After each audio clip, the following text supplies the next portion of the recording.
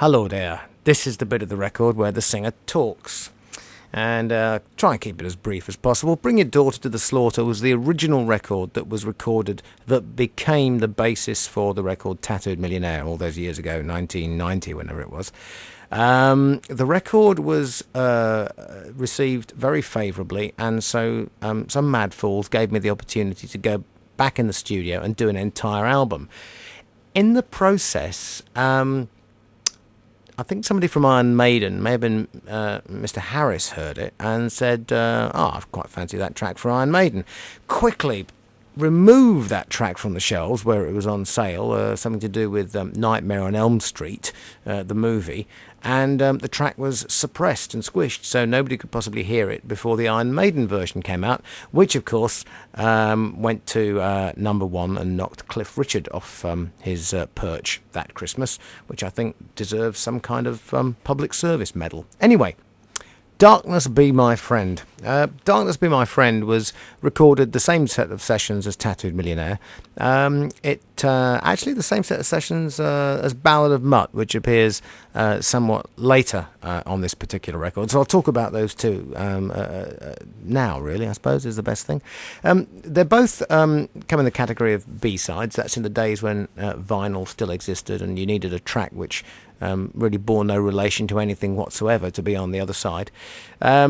And so Yannick and I dreamed up these couple of tracks. Darkness Be My Friend, very short little thing, 2.5 minutes long, achieved a little bit of cult status because obviously it was unavailable after the original stock of singles had been bought. And has Don Airy, who was the keyboard player for Rainbow, and he popped in the studio. He's a friend of Chris Sangarides, the producer, and we said, do you fancy playing some keyboard type flute type thing on it?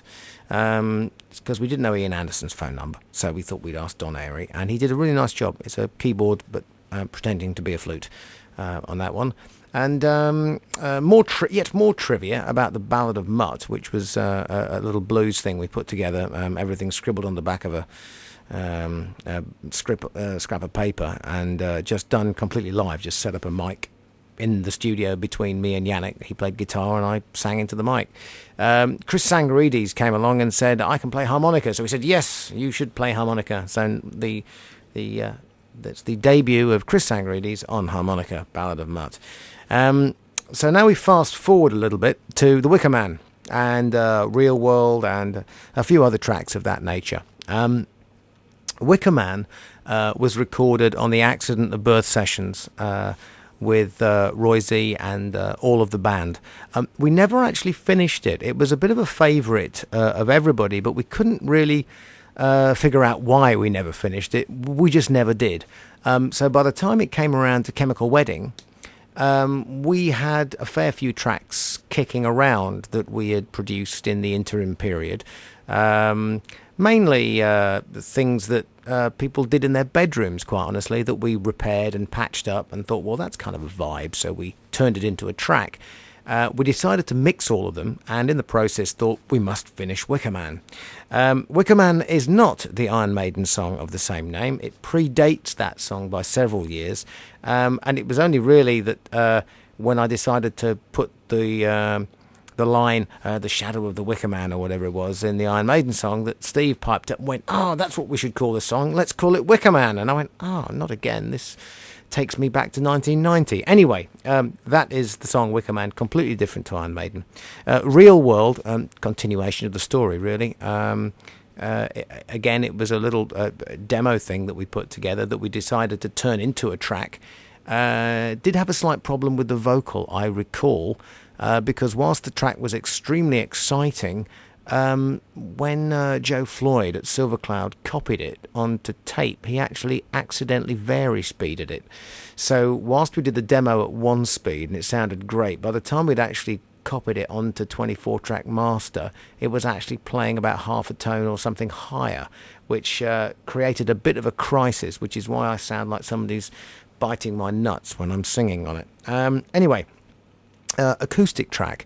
The noise you hear at the end of the acoustic track is the phone ringing. This is recorded in Roy's bedroom on a little nylon strung guitar. just with a mic. And at the end of it, somebody very indecently decided to call him. Because it was on stereo, there's nothing we could do about it. It was a great vibe, so I just came up with a vocal for it and some words, and we had a few spare moments in the studio, and we put it down. So we couldn't think of what to call it, so we called it the acoustic track. Not very inventive, but hey. No Way Out was recorded for the Keith Olsen sessions, the infamous, or not infamous if you've never heard of it, so-called Lost album. And actually, large parts of it are now, it appears, lost. We're hoping to find them again, but there was going to be another track on this album from that album. We can't find the master tapes. The 24-track originals we have. So if all else fails, we'll just have to remix some stuff of it at a later date. But No Way Out was a track which is pretty representative of the kind of scary, weirdy, sort of Peter Gabriel-y type vibe that I was trying to get back then. And it's I think it's actually rather good, and it stands up quite well. Not as heavy as some of the other stuff, but you know. And then we have the Midnight Jam. Now, this is what happens when you get a bunch of guys, myself, Adrian and Roy, and we've been in the studio for about 5 days recording backing tracks, and we're fed up of listening to bass and drums. So we decide that we're going to find out what happens after the fade. You know, there's the fade, and you turn it up at the end, and you think, oh, I'm going to hear the last little note as it, you know, and see what the guy says right at the end, you know. Well, we thought, let's continue that thought and sort of come out the other side, but we'll make it all up as we go along. So we dimmed the lights and put all the candles up and had a few beers and went in and did our best Jim Morrison impressions and came up with the Midnight Jam. And it was actually based upon the track Taking the Queen off Accident of Birth, and it's a sort of a continuation of Taking the Queen, hence all the lyrics about, you know, the Queen is dying and she got messed up by this nasty chap who failed to kiss her and turn her into a pumpkin or whatever. I'm being very uncharitable to my lyrics, but that's